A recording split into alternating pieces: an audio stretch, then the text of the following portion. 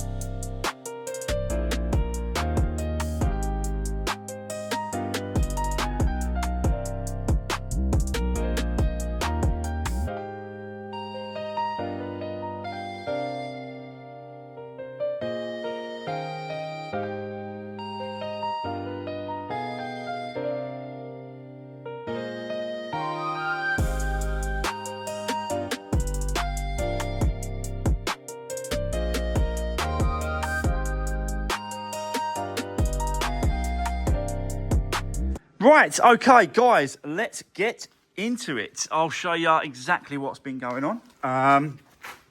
So we've dropped the sump and we've dropped the oil completely, oil filter as well, because I want to check this pickup pipe to make sure that's clear. So let me show you that now. Nice and clean. I've not cleaned that. I've not touched it.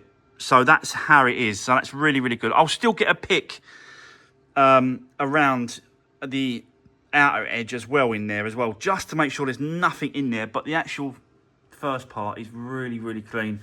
But they do, the little pieces of the belt do stick behind this plate. So if you get a pick on angle, you can see what's there. So I will check that. But so far so good. And yeah, we just got to clean up the edge here all the way around, so we can reset the sump itself. I'll show you that in a second. I have taken off the side casing and the crank pulley as well there. So that has been removed. And obviously we're going in the box, in the new case that comes with the timing belt kit, you do get a new one of these gaskets. So when I put that back on, I'll put a new gasket on. The belts are over there as well. So that's for the water pump and the auxiliary belts. So yeah, it's getting there. It is getting there. Obviously I've taken out the oil filter as well. We're going to put a new, I told you about the service kit. So we're going to be putting a new filter, new filters, new oil, and obviously that's the Dayco new timing belt kit in there.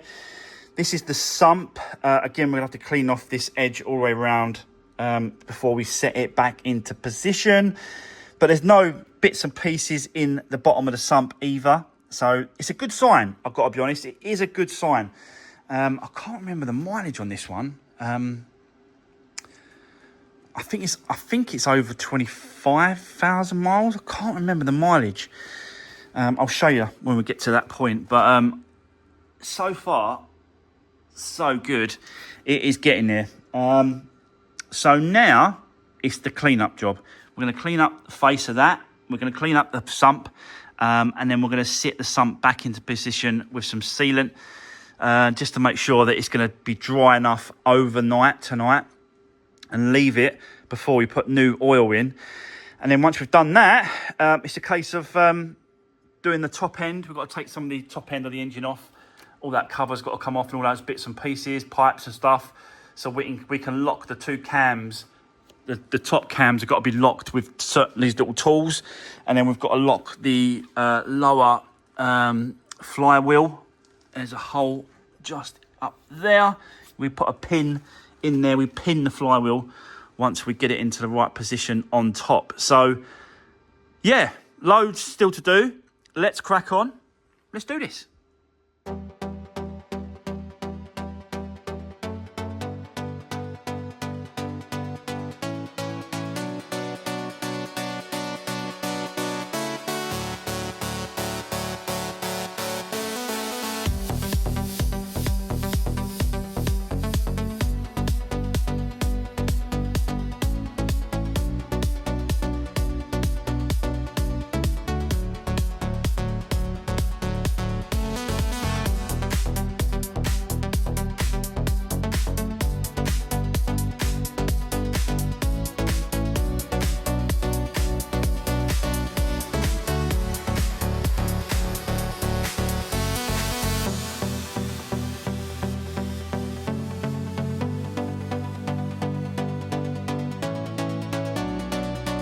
Right, okay, so guys, get in there. Look how clean this is at the minute. And I just want to quickly explain with this. So you can see the face is very, very clean now. It's all shiny all the way around. But the trouble is with it, and as you can see, there's like oil keeps running down onto the face where the actual sealant sits. This is why I always, first thing I do is drop the sump and let the oil just drain out. Just let that oil just seep down, because you don't want to, you can't sit the new sealant on the sump against that face where all the oil is coming through, because it won't seal correctly. So you've got to give it time. And this is why I always do it first, to give it enough time, to give it a few hours, just to drain off as much as I can. Really, you should leave it overnight to let all that oil drain away from the surface of that. Don't get me wrong, you can clean it off, and I have been. It will just come off, but it will just keep coming back until it's all sort of dripped away. So, yeah, I've learnt it the hard way, where it didn't seal, and that only ever happened once. And you just learn your lesson, and you just learn how to, how to deal with the situation. Oh, no, wait. No, wait. That's it. And I'm really sort of just getting in all the sort of little holes and stuff where the oil is sitting, and then just giving it a blast out like this. And that really does help, just bring it all down. So, yeah, I'll do a little bit more of that. And then I'm going to sort of obviously wipe it off with a cloth as well once I'm happy that there's enough that come down. And then you just get the air blower, and then just give it a good old clean up with a bit of air, and then just make sure it's dry. It's never this end that creates a problem like that. It's always this end, because obviously the oil is that end of the engine. It's not this end. It's already dripped down from up there. And it's always this end where you've got these little, they're like little holes and little crevices and little where the oil sits and wants to continue dripping down. Do you know what I mean? So, but yeah, that is what we're going to do next, is continue doing that, making sure that it's completely dry. And then we can set the new silicone sealant up into position. and then leave it until tomorrow until we put the new oil in. This face as well has been cleaned all the way around. I've still got to flan it off, because when you take these off, you've got to get a bar, and you put like a little crowbar in between that, and it takes it down. But the trouble is with doing that is you bend this corner a little bit. So what you have to do, spin it upside down, and then just keep tapping it down until that goes flat again. Yeah, all you're doing is bending that metal back to the position that it was before. So yeah, got to do that. I might just leave that another hour, just to drip down as much as I can. In the meantime, I think what we'll do is we'll start on the top end and start stripping some of this off to get to those cams. So yeah, let's leave that sump for now, and I'll do it last thing before I have to go. I'll do it last thing. So let's get set up. Let's carry on. Let's do this.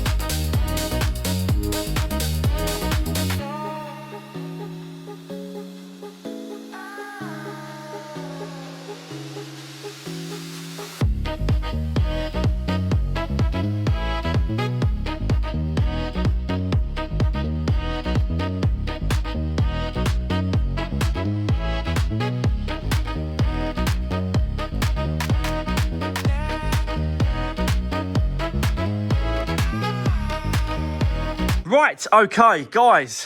Whew, it is hot now. It's getting close to the middle of the day, and I am sweltering. I have got the air conditioning machine going. It is helping, I've got to be honest. It is helping in here. But we need to carry on with this one. We've got to get that sump, at least get that sump sealed underneath, ready and drying over tonight. But what I wanted to do is I wanted to lock the engine from underneath and top ready to remove the timing belt. So you can see the tensioner is there, the idle is just there, and then I've got to release this crank bolt as well. And then you've got like a new seal to go around, this rubber seal. That's got to be replaced as well. So yeah, but let me just show you the underneath. It's still leaking a little bit of oil onto the leading edges, you can see there. But I have been turning over the engine to get it locked. You have to turn it around, the engine turn around to get it into a position where you can put the locking tools in. So the bottom one is just a pin right here, and that goes into the flywheel, and there's only one hole that pin can go into, and it locks. And then as soon as it locks, you know it's locked, because you can't turn the bolt anymore. That way, the engine, so you can't. That's absolutely solid locked, and that's because that lower pin is in place, stopping that that crank from turning. So that's that. Oops, it's a bit loud, wasn't it? That's that. Let's drop. I'm gonna drop it down, and then I'm gonna show you. Oh, God, I'm really struggling with heat. Hopefully, today is going to be the last day of this heat wave in the south of the country, and then it should just sort of get a little bit cooler as the days go on. But let me just show you up here, because I have removed quite a lot of stuff to do this. There is quite a lot of stripping down to do just to get to the belt and to get to the locking points as well. But yeah, that's the belt. You can see that it is going through. You can see the lines going through it. So it is a good job that we are doing this, I've got to be honest. But you have to lock the cam on that side with that little plate. That's got to be locked and gone in place and bolted down. So that's that done. And also you have to take out this high pressure fuel pump, I think, on the end of this cam there.